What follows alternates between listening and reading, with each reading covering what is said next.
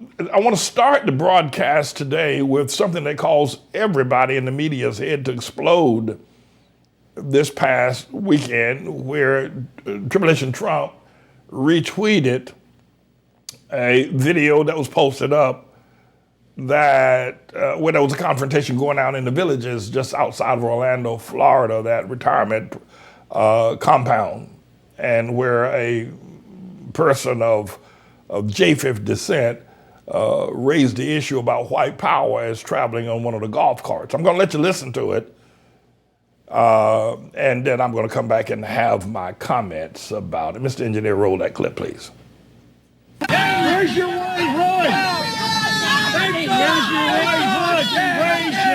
Racist. Yeah, you got it. You. White power. Yes, there you go. Where's your white hood?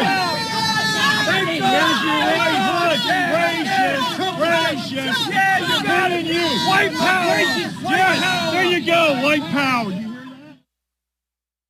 I want to say to you that the thing that caused everybody's head to explode this weekend, especially in the liberal media, was that the term white power is deemed by those who have decided to make themselves prosecutor and judge, that white power is a racist statement. But I'm here today with no axe to grind or anything to prove that the term white power is far less racist than the chant Black Lives Matter. And I'm going to try to do this in a systematic way that and you can go and research the data on it on yourselves, for yourselves, to come to some sort of peaceful conclusion. But my friends, I want to tell you, if the angels of heaven are listening, and those who have lived on this planet, sailed our seas, buried in the seas and buried in the sands, who lived and walked this planet the years that it had been inhabited, I'll tell you, the consensus will be that the term white power, when you look historically at America and you look at what is happening globally, will discover, and there'll be a unanimous agreement, that the term white power is far less racist than the term Black Lives Matter. Now, I'm going to leave a little room for the term white power to be racist. I'll leave a little room for that, for it to be racist. But if you're comparing white power to, in terms of racism, to Black Lives Matter in terms of racism, then you're comparing white power being one long eggshell that has, the egg has been boiled and taken out of it and the shell is just there, to 1 million coconuts that have not been cracked open as of yet, in terms of which is the hardest one to crack. And the one that's the hardest to crack is the one that's most racist. Black Lives Matter is the 1 million coconuts, and white power is the egg. And I'm going to try to demonstrate this, and I think that the humanity of our planet will readily agree. And I'm going to try to give you some reasons why I've come to that conclusion. And the reason number one is that the reason that everybody's jumping up and down and getting all bent out of shape as a result of it is because they want to be able to shield. It's a smokescreen. It's a red herring. They want to say that white power is racist so that they can do more spreading of the venomous racist statement, Black Lives Matter. I'm a Hamite brother. Some of you might would want to call me a black man. I am not. But I understand if you did that. Or a Negro, I am not that either. Or an African American, surely not that. So normally one would think that I would be in favor of this chant, Black Lives Matter. I would be, in order to say that and have that as an anthem of my own spiritual understanding, I would most probably want to chant some of the secret codes of Apollyon. If you don't know who that is, that's one of the angels of hell itself and one of the Greek powers of Satan. of the apocalypse, Apollyon. I would probably, assuredly, as a man of God, as I stand before God, who is my judge, I would rather chant some of the lesser statements of Apollyon with respect to humanity than chant Black Lives Matter or ever carry a sign that says Black Lives Matter. That's how insidious I know that term is. So comparing it to white power is not even comparing eggshells to eggshells. It's comparing eggshells to a million coconut shells. But having said that, and at some point I'm going to also talk about the rainbow flag. But for the time being, let me just say this to you, and I want you to draw up close because I'm trying to help you to understand something. And by the way, I under no circumstance would I ever want to chant anything from Apollyon, but were I forced to make a choice. Please understand that. Don't think that I've gone into the deep end. But I want to ask you a question. We say white power, right? That is somehow this racist. But wasn't it white power that fought the Confederate Civil War? Wasn't it the power of white people that released black people, as it were, from slavery? And not just that, wasn't it legislative power of white people with no mixture of black people that was able to legislate the 13th, the 14th, and the 15th Amendment of the Constitution? Wasn't it white people using legislative power to do that? And they had the power to say no to the 13th, to the 14th, to the 15th Amendment. And perhaps some did say no, but it was white power, not Black Lives Matter, that caused that to take place. And then, of course, not just the constitutional act, but then the Civil Rights Act of 1963 or 4, with Lyndon Johnson from Texas. And then the Voting Rights Act the following year with Lyndon Johnson of Texas, who gave power. These two acts, the Voting Rights Act and the Civil Rights Act, gave power from the white man and his establishment to the so-called black man or the Negro. It was he gave him power because beforehand he couldn't vote, but the white man gave him power. Now, you can be disingenuous with me in my argument here today and argue, well, he brought him here as a slave. That's not the question. But if you raise that, if you raise the slavery issue with me, you're making a mistake, because if the African had power or wisdom or strength, he never would have been a slave in the first place. Now, I understand what I've said about Almighty God, but God made him powerless. Jesus said this, that you cannot break into a strong man's house and spoil his goods unless you're stronger than him. There's no way white folk could have broken into the whole continent of Africa, as big and dense and populated as it is, rip off 3 or 4 million people and bring them to the east coast of America unless they had white power over black power. Okay, since that was nefarious use, that was an evil use, I won't argue that. I'm just trying to show you who got the power and what Jesus said. But the power has been used for good. So don't raise that slavery issue. Don't you raise that with me. I'm sick and tired of y'all with that slavery issue. Don't raise that with me. So Civil Rights Act, right? The power to vote. The power to vote. The voting, the Civil Rights Act, the power of equality, and the Voting Rights Act, the power to vote.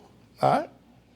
I think that when you look at the open political opportunities that have been uttered now you have to realize that none of these powers, none of these positions that are given because of black dominance.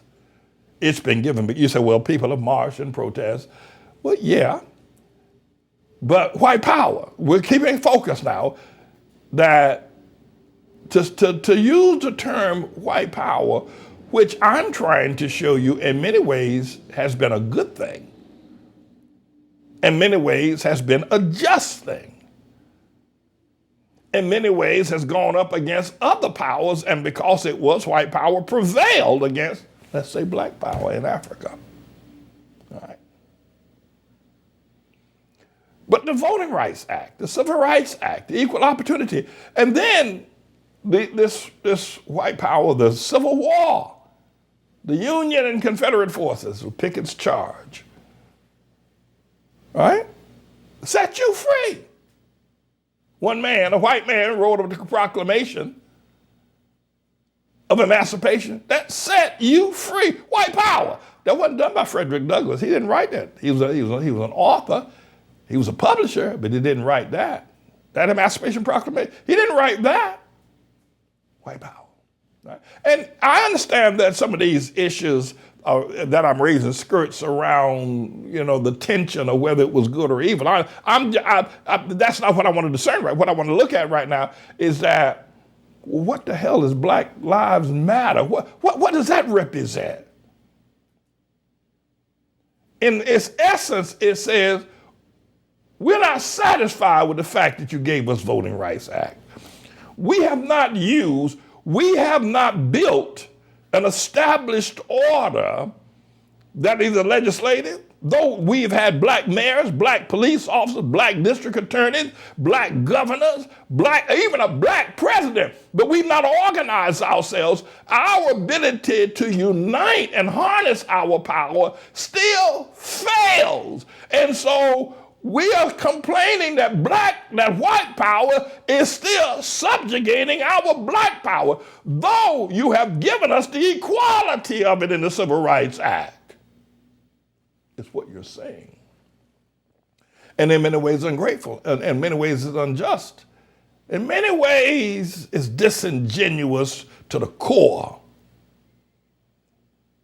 Because were we to roll back the scroll and to resurrect every black man, woman, and child that has been killed, that has been abused, that has been left for dead, that has been persecuted, that has been ill-treated by another black person, just black on black, power towards one another, were we to raise all of those people up and retrain them in a sense of thanksgiving, you wouldn't be saying Black Lives Matter. And because were the truth being told about how they were persecuted, not by white power, but by black power. They were killed not by a white man, but by a black man. They were left for dead. Fathers left their children. Not a white father, but a black father left his children. Don't you give me this excuse that the white man told you to leave your children. Hell, he didn't tell you to make them. You made them and you left them. So when we look at those that have been abused by the little power that black people have, when black people do use their power, when black men do use their power, it's against another black man. When black people use their power to hurt, to disrespect, to be full of hatred, it's against another black man or black child or black woman. Black Lives Matter. What a lie. So there's a couple of things I want to say that when you look at the economic structure that white power has allowed you to participate in, you have to remember you're in another man's house. You do know that, right? I mean, you so-called African-American, Negroes, colors, black, you're in someone else's house. This ain't yours. You didn't settle it. It ain't yours. It's not your house. Now, you become a citizen, great. All right, he allowed you to become a citizen, you can participate. But you have to remember, you didn't settle it. Now, you helped to build it, no doubt about that. You dug the ditches, built the houses, picked the crops. You did it. No, yeah, you did that, but it still ain't your house. Wasn't your house until he gave you a right to participate in it. It wasn't your house. You didn't settle this. You settled Africa. You didn't settle here. It ain't your house. It ain't yours. Now, he allowed you the opportunity of equal rights to his house. Black Lives Matter. What a lie. What a lie. Absolute. And he not only that, but he allowed you economic opportunity. Now you got black billionaires with a B. He let you play. You like to run and shoot basketball. Every time I turn around, y'all got a ball in your hand. He let you play, let you make money. Yeah, he even let y'all be an astronaut, you know? But I think something is missing here in terms of understanding the process that, they're vilifying. And I'm not saying that there is not some sense of malice or venom in the term white power, that it wasn't used as some sort of way of responding. But you keep pushing people. You keep pushing people with these Black Lives Matter, writing that damn slogan in the street and turning parks that are on federal government land into Black Lives Matter parks. You keep pushing people. They're not going to take it. They're going to respond.